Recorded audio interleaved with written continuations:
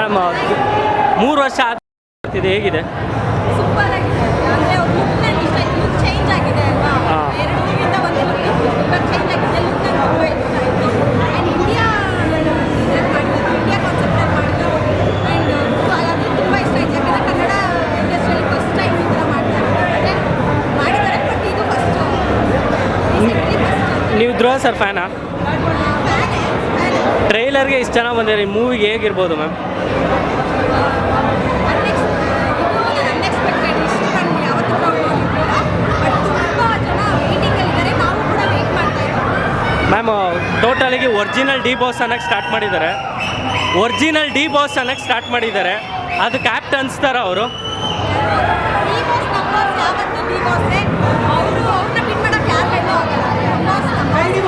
Jai D boss. Thank you so ma'am. ಈಗ ತಾನೇ trailer ನೋಡಿ, ಹೇಗಿತ್ತು ಮ್ಯಾಮ್?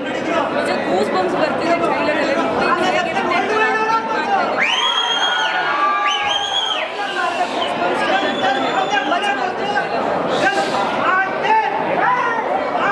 ಕೇಳ್ರ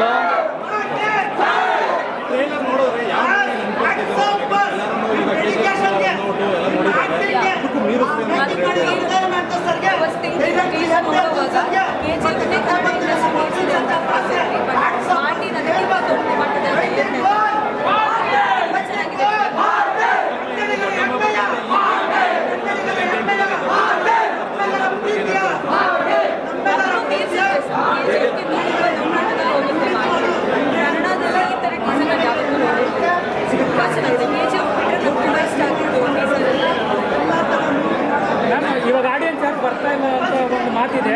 ಸೊ ಎಲ್ಲರಿಗೂ ಎಲ್ಲರಿಗೂ ಇನ್ವೈಟ್ ಮಾಡೋದಾದ್ರೆ ಖಂಡಿತ ಬನ್ನಿ ಅಂತ.